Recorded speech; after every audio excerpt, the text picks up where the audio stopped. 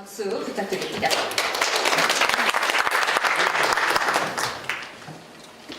네, 안녕하십니까. 저는 벤처 투자를 한 20년째 한국, 미국에서 하다가 이제 베트남까지 가서 대한민국 아마 스타트업 투자자로서는 가장 많은 투자를 9건을 투자했는데요.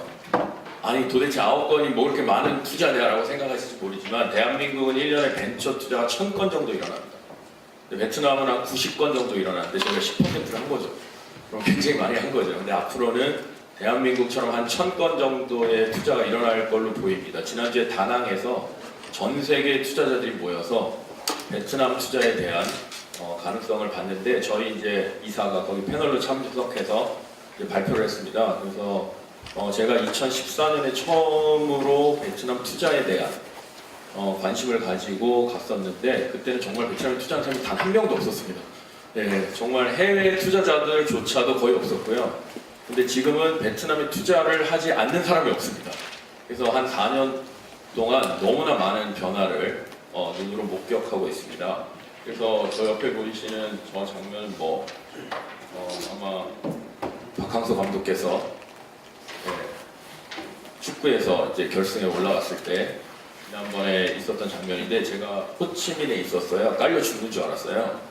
그리고 택시를 못 잡아서 오토바이에 깔려 죽는 줄 알고 호텔을 못 들어갔습니다. 그래서 밤 12시 넘어서 간신히 걸어서 들어갔는데 그만큼 굉장히 2002년 한일 월드컵을 생각나게 하는 장면이었습니다.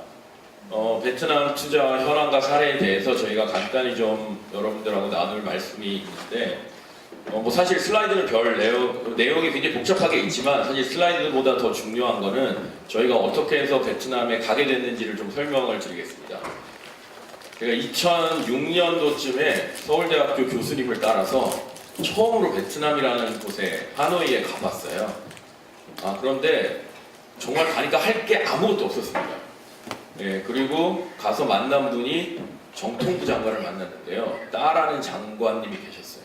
그래서 회담이라기보다 회의를 하고 그 당시에 베트남의 영문 그 정통부 이름이 저도 잘 기억이 안 나요. 근데 한국이 정보통신부였습니다. 그래서 Ministry of Information and Communication이었는데 저희가 그거를 얘기했더니 2007년에 진짜로 이름이 MIC로 바뀌었어요, 베트남. 그래서 저희 때문에 바뀌었는지는 모르지만 저는 그렇게 생각을 하고 있고 진짜 2007년부터 이름이 정보통신부라는 게 생겼습니다. 그래서 거기서 이제 관장을 하게 됐고 그 이후로도 아무런 변화가 없었어요. 그래서 정보통부 장관께서 저에게 물어봤어요. 베트남의 ICT가 발전되려면 뭘 해야 되는지 아이디어를 하나만 달라. 그래서 제가 도로를 까십시오 그랬어요. 왜냐하면 도로가 열악한 상황에서 어떤 걸 해도 사실은 배송도 안 되고 뭔가 전달이 돼야 되는데 인프라가 하나도 없는 상황에서 어떻게 이러한 ICT 발전이 일어날 수 있겠습니까? 그러니까 빨리 도로를 까셔서 우리나라 경부고속도로와 같은 이런 상태를 만드셔야 아마 다른 모든 제반 산업이 발전할 겁니다 라고 말씀을 드렸어요. 왜 그 당시에 그런 말씀을 드렸냐면 당시에 인터넷 인프라가 전국의 30%밖에 깔려있지 않습니다. 그러니까 인터넷을 쓰는 사람이 거의 없었고요. 사실 PC는 업무용으로만 쓰고 있었어요. 그래서 산업이 발전하려면 이제 디지털 시대가 돼야 되는데 될 가능성이 매우 낮은 나라 중에 하나였습니다. 그런데 제가 2014년도에 한동대학교 교수님과 함께 호치민 대학에 강의를 하러 갔습니다. 스타트업 강의를 하러 갔는데 스마트폰을 안 가진 사람이 단 한 명도 없었어요. 전 국민이 거의 스마트폰을 도심 지역에 다 갖고 있었어요. 그리고 커피숍이나 모든 곳에 가봤는데 피처폰을 가진 분을 한 분도 본 적이 없어요. 그 얘기가 뭐냐면 이제는 유저에 대한 엄청난 접점이 생겼다는 겁니다. 옛날에는 오프라인이었기 때문에 사람을 만날 가능성이 별로 없었어요. 그런데 지금은 인터넷이라는 스마트폰이라는 개인 기기 때문에 어마어마한 6천만의 접점이 생겼습니다. 그래서 사람들이 어떤 서비스를 제공하고자 할 때 비용이 엄청나게 낮아졌어요. 그래서 이제는 어떤 서비스든지 간에 쉽게 서비스를 할 수 있고 창업할 수 있는 시대가 열렸습니다. 그래서 저희가 2015년에 베트남을 조사하기로 마음을 먹었습니다. 과연 스타트업에 투자하기 위해서는 어떤 게 필요할까라고 생각을 해서 150개 이상의 회사를 만났습니다. 거기에는 정부 관련된 공기업도 있었고 투자사도 있었고 그리고 스타트업도 있었고 또 중견 성공한 기업들도 있었습니다. 그리고 1조짜리 회사를 처음으로 만든 BNG라는 비나 게임즈라는 회사도 저희가 만나봤습니다. 그래서 저희가 투자를 하기 전에 과연 어떤 걸 알아야 올바른 투자를 할 수 있을까에 대해서 스터디를 한 1년 정도를 스터디를 했습니다. 단순히 어떤 기업을 만나서 이 기업이 되게 잘할 수 있겠다 이렇게 판단하는 건 거의 불가능합니다. 왜냐하면 스타트업은 처음에 사람밖에 없기 때문에 이 사람이 만들고자 하는 것들을 잘 만들 수 있는지에 대한 판단이 굉장히 어렵습니다. 뭐 삼성전자를 판단하신다면 아마 굉장히 많은 숫자가 있고 실적이 있기 때문에 쉽게 판단할 수 있지만 5명이 있는 기업이 무엇을 하겠다고 저한테 얘기했을 때 과연 그 기업이 성공을 할 수 있을까를 판단하는 것은 사실상 거의 불가능합니다. 그래서 아마 벤처 투자자들이 내가 이렇게 해서 성공했어라고 이야기하는 것들이 어쩌면 아까 회장님께서 말씀하셨듯이 이게 세렌디피티 또는 운이 엄청나게 많이 작용할 수가 있습니다. 그래서 저희가 그런 운에 의존하지 않기 위해서 베트남 시장에 대한 모든 걸 다 조사를 했고 그리고 정말 그런 기업들을 잘 찾아낼 수 있는 소싱 네트워크들을 저희가 확인하고 네트워크를 만들기로 하고 저희가 이제 상황을 전체적으로 종합을 해봤더니 이런 결론에 도달했습니다. 베트남이 고도로 성장하는 데 있어서 정말 많은 문제가 있습니다. 예를 들어 가지고 이제 항만에서 컨테이너들이 쏟아져 들어오고 있는데 그러면은 어떤 과거와는 다른 문제가 있을까요? 또는 이커머스라는 쿠팡과 같은 업체가 베트남에 있는데 라자다라든지 티키라든지 샌도라는 이런 업체들이 있는데 쿠팡이 이번에 2조 원을 받았습니다. 소프트뱅크에서. 어마어마한 규모죠. 그런데 한 달에 방문자 수가 1000만 명 정도가 됩니다. 그런데 베트남의 티키라는 업체는 한 달 방문자 수가 2,700만입니다. 이런 엄청난 규모의 이커머스라는 온라인 거래가 일어나게 되면 배송을 어떻게 감당할 수 있겠습니까? 배송에 문제가 엄청나게 생길 겁니다. 그리고 수많은 사람들이 베트남에 지금 쏟아져 들어오고 있기 때문에 공항이 마비가 될 정도로 굉장히 사람이 많습니다. 그리고 호텔에 잘 곳이 없을 정도로 호텔이 풀 부킹이 되어 있습니다.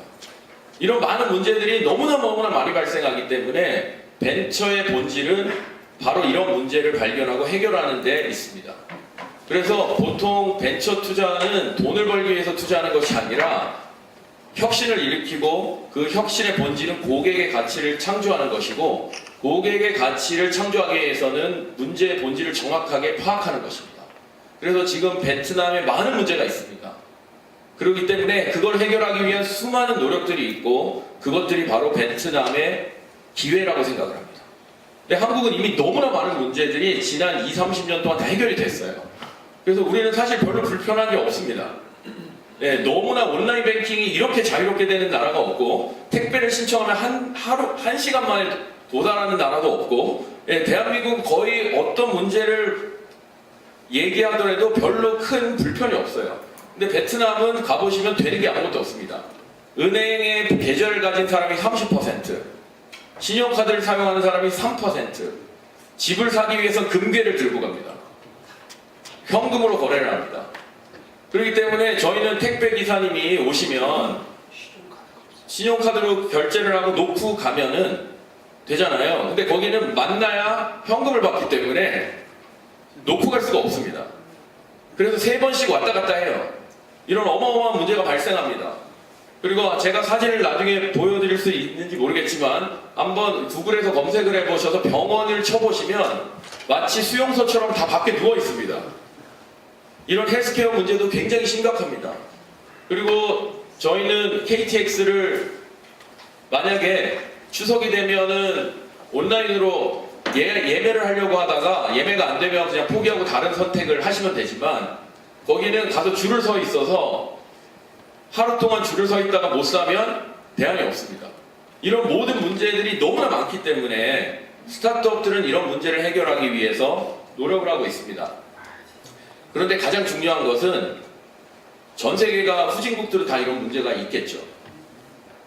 그런데 베트남은 지금 저희가 투자한 모든 회사들은 다 창업자들이 미국에서 공부한 유수의 사람들입니다. 제가 만난 한국의 창업자보다 훨씬 똑똑해요. 물론 학교가 중요한 건 아니지만 보트 피플로 전쟁에서 져서 수많은 사람들이 미국에 간 다음에 하버드나 MIT나 이런 데서 공부하고 졸업하는 사람들이 베트남이 이제 기회라는 걸 알고 다 컴백을 하고 있어요. 그래서 저희가 만나면 저희보다 영어를 훨씬 잘하고 저희보다 훨씬 선진 마인드를 가지고 문제 해결 능력이 탁월합니다. 그래서 저희가 한국에 있는 어떤 기술을 가지고 가서 가르치려고 하면 안 되고요. 오히려 그들이 현장에 있는 문제들을 정확하게 파악하는 것들을 듣고 어떤 문제가 있는지를 저희가 배워야 됩니다. 그래서 저는 사실 베트남 가면 한국의 선진적인 어떤 기술을 가르치려고 하는 게 아니라 가서 그들이 가진 문제들에 대해서 굉장히 많은 걸 배워가지고 옵니다. 그래서 저희가 몇 가지 사례를 가지고 저희가 투자했던 예들을 저희가 잠깐 보여드리도록 하겠습니다.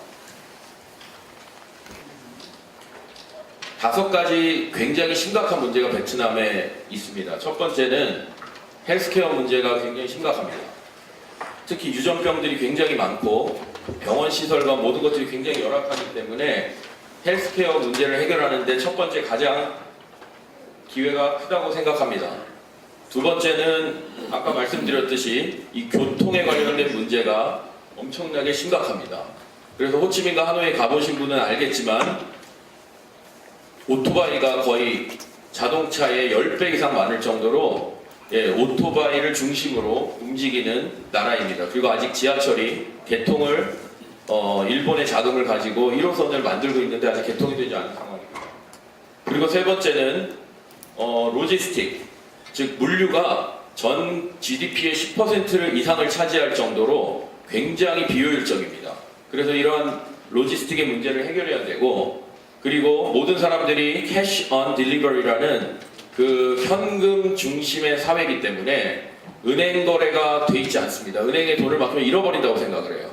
그리고 은행의 거래가 은행의 불투명성 때문에 은행에 돈을 맡길 수가 없어요. 그래서 은행이 돈을 또 빌려주지도 않습니다. 그래서 사업자금을 마련하기 위해서는 돈을 빌려야 되는데 돈을 빌릴 길이 없어서 한국에서 말하는 일종의 P2P 랜딩, 개인 간의 랜딩을 하는데 이자율이 40%입니다.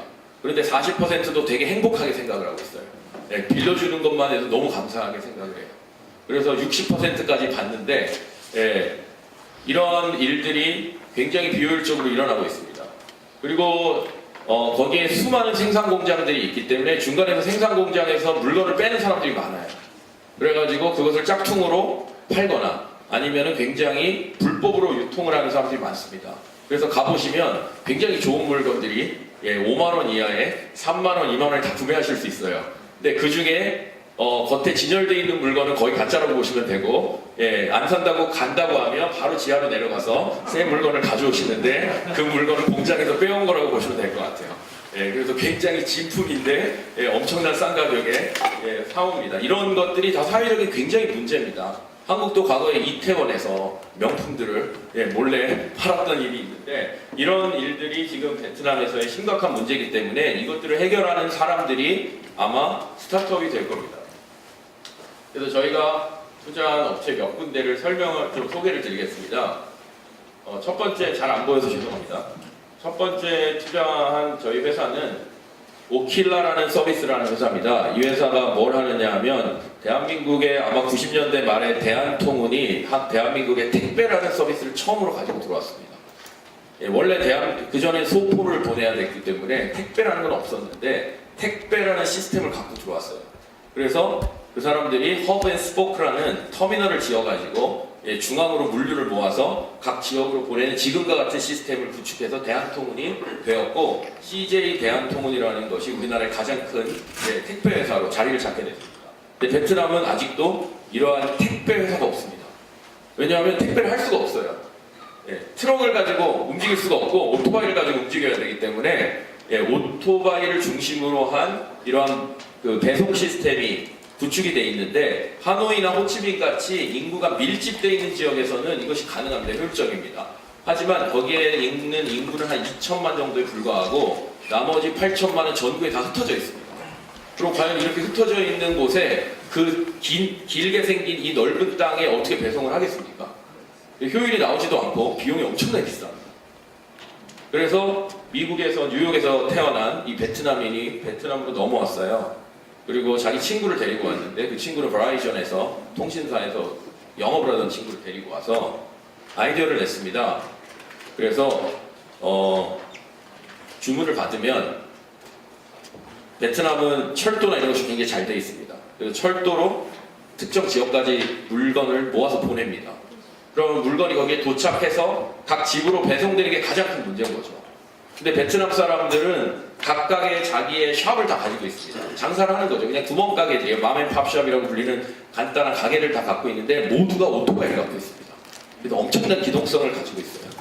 그래서 저희가 물류를 그 사람들한테 우버처럼 전속 배달원이 아니고 놀고 있는 사람들입니다. 그냥 앉아서 손님이 오기만을 기다리는 거죠. 하루 종일. 그런 사람들에게 물류를 나눠주고 각 집마다 배달을 해주면 이분들은 가외 수익이 생깁니다. 그래서 가장 낮은 가격으로 저희가 배송을 하는 전공방 시스템을 구축해서 자랑스럽게도 저희가 가장 먼저 투자를 하고 KB와 네이버 라인이 이번에 큰 자금을 투자를 해서 전공방을 구축합니다. 아마 64개 전체 권역에 확대가 되면 아마 한 2, 3년 후에 가보시면 베트남의 대한통운이 되어 있을지도 모릅니다. 그래서 저희가 한국과는 다른 방식의 물류 시스템을 배송하는 그러한 업체입니다. 그리고 네 번째 보시면 럭스테이라는 회사가 있습니다. 이 회사는 아마 한배 컨텐츠 협회와도 나중에 연결이 될 수도 있을 것 같은데요. 지금 창업자가 28살인데 수백억 원의 부자입니다. 어떻게 됐냐면 20대 초반에 MCN 업체를 창업해서 처음으로 구글의 서티파이드 파트너가 됐습니다. 그리고 유튜브의 서티파이드 파트너가 됐어요. 그리고 나서 자기의 회사를 비나캐피탈이라는 회사에 매각을 했어요. 그래서 예원이라는 지금의 1위 MCN 업체를 합병을 했습니다. 그리고 올해 처음으로 3천억에 상장을 했어요. 인터넷 업체로서의 최초 상장입니다. 그리고 자기는 돈을 엄청나게 많이 벌었어요. 그래서 이게 저는 깜짝 놀랐습니다. 처음에 갔더니 벤츠 S600이 나왔어요. 그래서 저 깜짝 놀라가지고 우버인 줄 알았어요. 그래서 나 우버 블랙 안 불렀는데 그랬더니 이 28살의 창업자 차더라고요. 자기 기사를 보내서 데리고 오더라고요. 그래서 베트남에 엄청난 이러한 어떤 자산을 확보할 수 있다는 것이 벤처로도 가능하다는 것을 저는 깨달았습니다. 그런데 이 사람이 엑싯을 하고 나서 나이가 너무 어리니까 자기가 뭘 해야 될까 고민을 했습니다. 그리고 처음에 투자해준 투자자가 질문을 했다고 합니다. 이 사람한테. 너가 만약에 인생의 마지막 사업을 한다면 어떤 사업을 할지에 대해 가지고 하나만 가져오면 내가 또 투자해줄게. 근데 그 사람은 투자가 돈이 필요한 게 아닙니다. 자기가 돈이 훨씬 많기 때문에. 멘토가 필요했던 거죠. 그래서 너무 나이가 어리니까 누군가가 자기를 좀 돌봐주기를 바랬던 거죠. 그래서 아이디어를 상당 기간 고민을 하다가 만든 아이디어가 저 럭스테이입니다. 저 럭스테이가 무엇이냐면 에어비앤비하고 같은 서비스인데요. 에어비앤비를 카피한 게 아니고요. 베트남에 지금 엄청나게 많은 아파트와 빌라들이 막 지어지고 있습니다. 아마 하노이에 가시면 놀라실 거예요. 정말 이렇게 고급 아파트와 빌라들이 많은지 아마 깜짝 놀라실 겁니다. 그래서 아마 랜드마크 70이라는 인터컨티넨탈 호텔 옆에 호텔하고 똑같이 생긴 빌딩이 있는데 거의 다 한국 사람이 살고 있습니다. 그리고 1층에 스타벅스가 있는데 한국 아주머니밖에 없어요. 그래가지고 거기 가면 베트남 사람이 들어오면 외국 사람이 들어오는 것 같아요. 그 정도로 거기 한국 사람들이 많이 살고 빌라가 많습니다. 고급 주택들이죠. 그거를 다 외국인들이 소유하고 있습니다. 그리고 베트남에 아주 돈이 많은 분들이 소유하고 있어요. 근데 실제로 거기에 거주하는 사람 별로 없어요. 그럼 다 비어있는 거죠. 그럼 렌탈을 해야 되지 않습니까? 누군가 렌탈 관리를 해줘야 되는데 렌탈 관리할 사람이 없어요. 우리나라처럼 이렇게 부동산이 너무 잘 돼 있거나 이런 게 아니기 때문에 이런 렌탈이 굉장히 어렵습니다. 그것이 하나의 큰 사회적인 성장으로 인한 문제고, 두 번째 문제는 옛날에 베트남에 외국인이 거의 안 왔는데 지금은 굉장히 많은 외국인들이 들어옵니다. 그리고 그들이 원하는 거는 4성급, 5성급 호텔에서 자고 싶은데 다 풀부킹이 돼서 없어요. 그렇다고 호텔을 갑자기 지을 수가 없습니다. 그래서 이 사람이 생각을 한 게 이 두 가지 문제를 동시에 해결하기 위해서 이러한 고급 주택을 럭셔리한 호텔, 그래서 이름이 럭스테이입니다. 이거를 다 관리를 해주고 렌탈을 해주면서 대상은 외국인 그 4성, 5성급에 자고 싶은 사람들인 거죠. 그래서 이 두 가지를 매칭을 해주면서 엄청난 성장을 하고 있습니다. 그래서 아마 내년도나 후년도에 되면 굉장히 큰 성과가 나올 것 같아요. 그래서 굉장히 많은 투자를 받고 있습니다. 그래서 제가 이런 말씀을 드리는 이유는 뭐냐면, 저는 사실 뭐 컨텐츠에 대해서는 잘 모릅니다. 제가 컨텐츠 전문가가 아니고, 그리고 제가 컨텐츠에 대해서는 뭐 여기 계신 분들한테 컨텐츠에 대해서 말씀드릴 건 없습니다. 다만 아까 다들 정말 너무 좋은 말씀을 해주셨는데, 결국 창업이나 스타트업은 사람들의 문제를 해결해 주는 거고, 그 문제를 해결해 주려면 그 사람들의 삶을 속속들이 잘 알아야 돼요. 도대체 베트남 사람들이 어떤 거에 문제를 품고 있는지, 그 사람들이 무엇을 좋아하는지, 어떤 음식을 먹는지, 그리고 물건을 살 때는 어떤 행동을 하는지, 결혼을 할 때는 어떤 결혼의 모습을 갖추는지, 그리고 그들이 이동을 할 때는 어떤 곳으로 어떤 것을 사용해서 이동하는지, 이런 것들에 대해서 저희가 잘 모르는 데 가가지고 투자를 했다가는 그냥 한국 방식으로 투자하면 바로 망하게 되어 있습니다. 아니면 사기를 당할 거에 분명합니다. 그런데 그 사람들이 사는 방식을 연구하고 그 사람들이 움직이는 곳을 정확하게 이해하고 그들이 처한 문제가 뭔지를 알게 된다면 거기에 굉장히 좋은 솔루션이 있다고 저는 믿습니다. 그래서 이러한 문제들은 제가 발견한 게 아니라 이 사람들이 발견한 문제들을 굉장히 세심하게 얘기를 해줬어요. 근데 물론 수많은 스타트업들이 이런 깊은 문제에 대해서 고민하지 않고 투자를 받으러 옵니다. 그냥 내가 외국에서 보니까 이런 좋은 솔루션이 있던데 우리도 한번 해볼게요. 이렇게는 절대로 사업을 하기가 쉽지 않습니다. 근데 저희가 투자했던 대부분의 이러한 기업들은 그런 문제의식들이 굉장히 많은 분들이세요. 그래서 아마 컨텐츠가 발전이 되려면 인프라가 아마 형성이 되어야 될 겁니다. 그래서 어떤 SNS나 또 유튜브 같은 채널이나 TV나 아니면은 뭔가 오디오 방송이나 이런 여러 가지 인프라가 발전이 돼야 되는데, 그러한 발전에 대해서 저희가 투자를 하면 그런 인프라 위에 한국 베트남 협회에서 좋은 컨텐츠를 베트남과 콜라보해서 만든다면 굉장히 좋은 결과들이 있을 거라고 저는 생각을 합니다. 그래서 몇 가지 그냥 베트남에 대한 랜드스케이프만 말씀드리고 제가 마무리를 하도록 하겠습니다.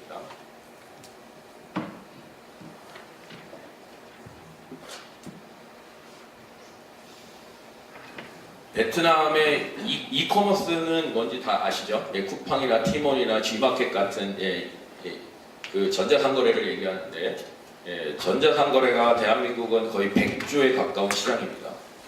그래서 지금 신세계까지 뛰어들어서 1조 원을 조달해서 이제 이커머스 쪽으로 확대를 하겠다고 얘기를 하는데, 아직까지 베트남은 전체 소매 시장의 2%밖에 온라인화가 안 돼 있습니다.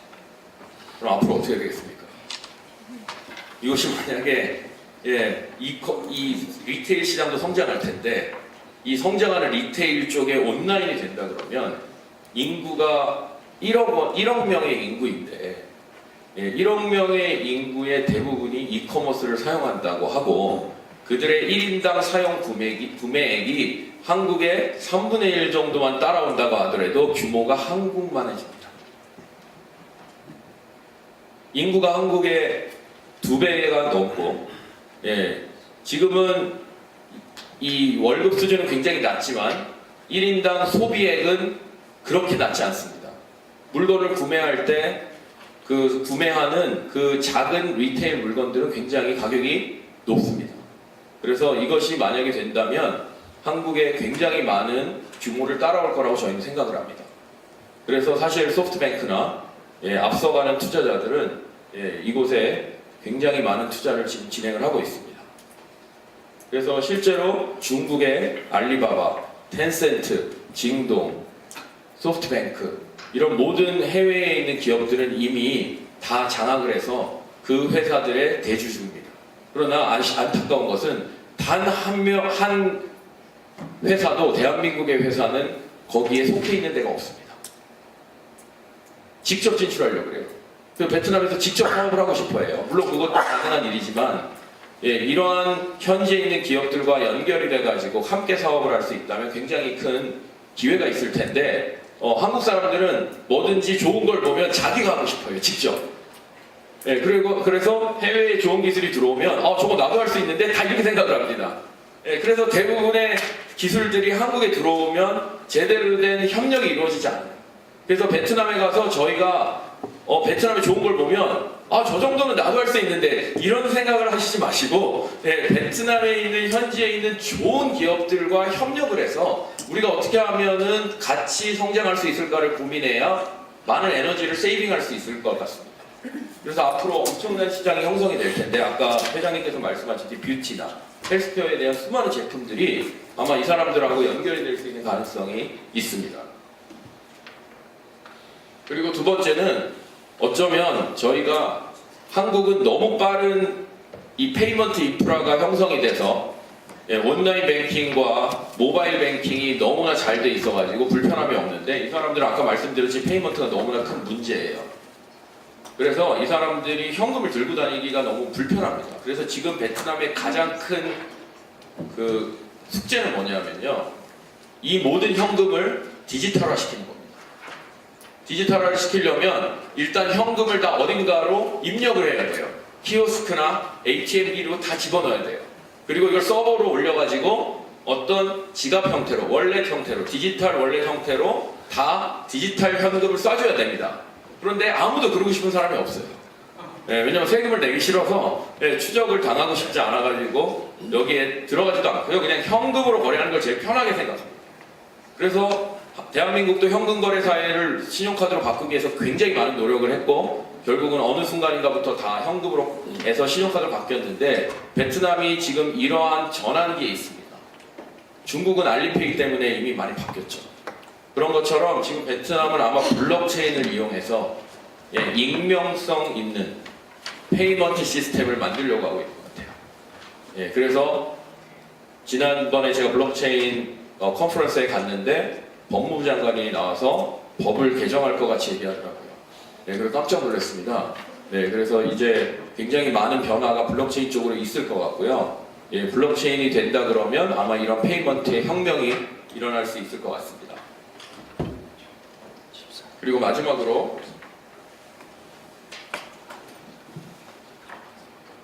이 SNS와 미디어가 있는데 이 SNS와 미디어는 사회주의 국가이기 때문에 굉장히 조심해야 됩니다.